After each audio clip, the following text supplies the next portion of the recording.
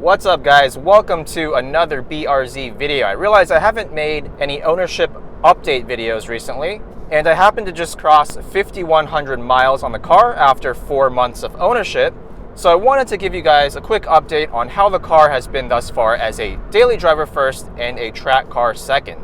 I also want to cover some of the issues that I've had with the car despite it having only 5,100 miles. Before we get into that, this video is brought to you by Simply Carbon Fiber. They make a wide range of, you guessed it, carbon fiber products, but the one I want to highlight today is their Slim Carbon Fiber Wallet. If you're a car enthusiast like myself, which I'm guessing you are if you're watching this video, especially if you have a track prepped car, having too much stuff crammed into your pockets can be quite the annoyance on the daily drive. Now, I've only ever used full-sized bifold leather wallets, and while they do hold a ton of stuff, I end up hoarding things like receipts, punch cards, and other stuff that I simply don't need. Now that's where the Simply Carbon Fiber Slim Wallet comes into play. It is constructed from super lightweight and super strong carbon fiber.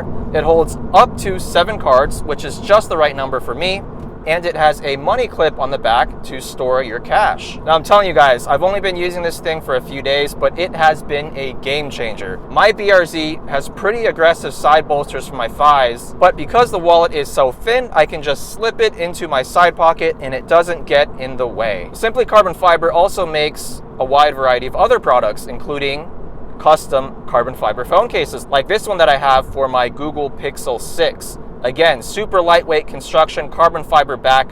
The sides are textured, which is great. It gives me a lot of grip when I'm holding it. Click the custom link in my video description and use the promo code ZY10 for 10% off. As always, I want to thank all of you out there for watching and those of you who have been longtime subscribers. Now, on to the good stuff. 2022 BRZ, 5,107 miles. Happy to report that overall it's been good news. The car has been a blast to drive. It's been comfortable and practical for me as a daily driver. I recently just started going back to the office 2 to 3 days a week.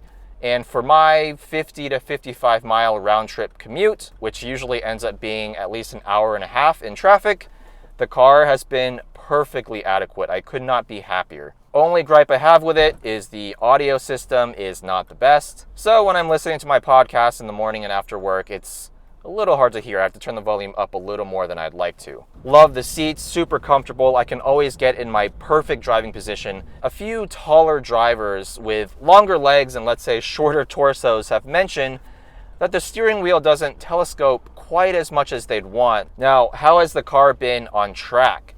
Well, that's interesting. Overall, as a stock vehicle, it is such a fun track experience. I've tracked it at Thunderhill West, Thunderhill East, Thunderhill 5 Mile, and Sonoma, and the car has just been pretty rock solid and a blast to drive. The only modifications I've done to it for those 4 track days have been upgraded brake pads, front and rear, high temperature .4 brake fluid, and I decided to save the stock wheels and tires and swap on a dedicated track set of 17-inch NKs with Champiro SX2s, as most of you already know.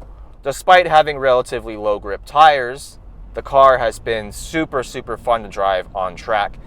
The main gripe for me is the alignment of the suspension. OEM alignment basically gives you anywhere from 0 degrees of camber up front to at most like 0.9 degrees of negative camber. Coupled with the McPherson strut front suspension style, the car does have a tendency to understeer on initial turn-in. Now, what I've done since then is install the OEM crash bolts. Most people refer to them as camber bolts because, like the name suggests, they are thinner than the original bolts, and so you get a little bit more ability to gain negative camber. So, installed those at the front, and now I am sitting at exactly 1 degree on either side of negative camber.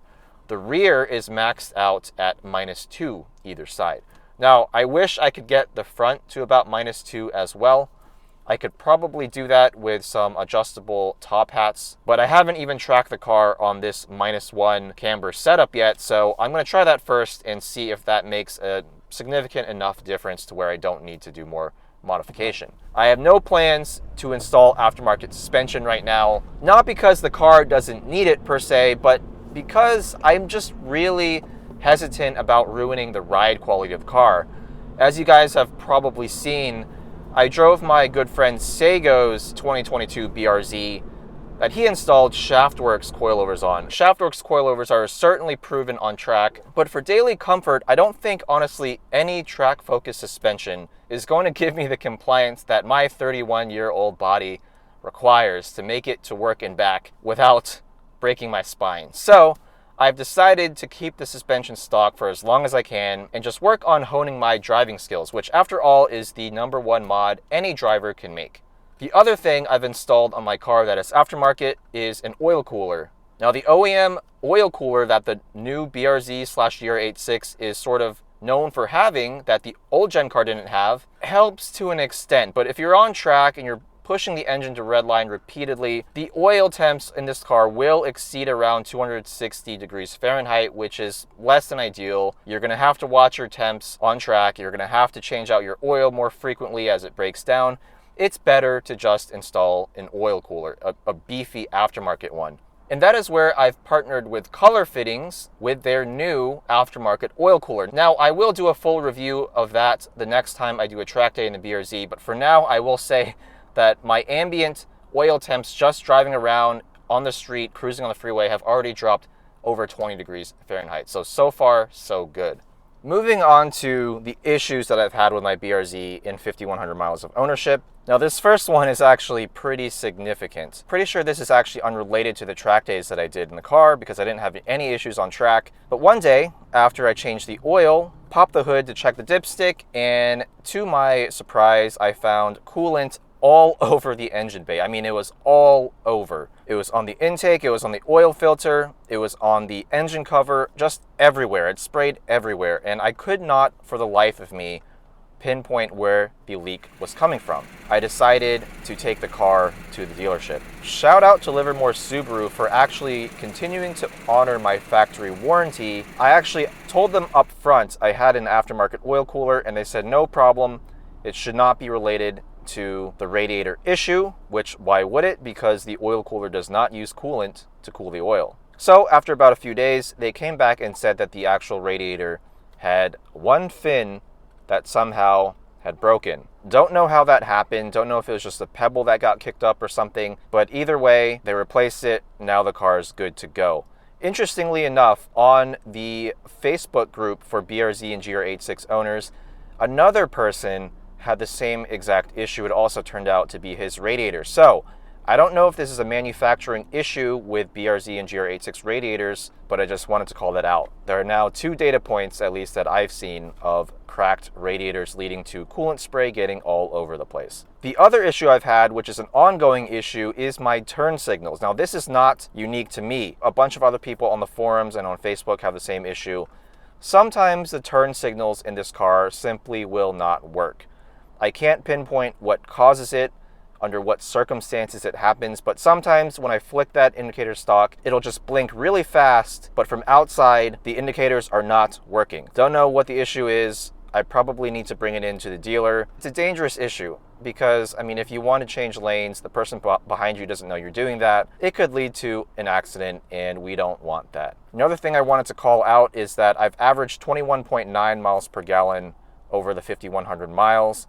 And that includes the 4 track days that I did on it. So if I didn't have those track days, I'm pretty sure it would be closer to like 24 to 25 miles per gallon. With that said, guys, thank you for watching. I hope you guys found this ownership video helpful. Let me know in the comments if you have any other questions about the ownership experience so far. As for my future plans with the car, I'm going to continue tracking it, continue daily driving it, but there is a chance that I might actually cancel my extended warranty, because some of you guys may already have gotten the hint, but I am potentially looking at completely changing my plan, turning it upside down, and moving into a different platform. Not right this moment, but potentially in the next 6 to 12 months. And I don't want to make any promises because nothing is a guarantee at this point. What is a guarantee is that I'm going to continue enjoying the heck out of my BRZ. Thank you guys for watching. Again, if you're interested in the Simply Carbon Fiber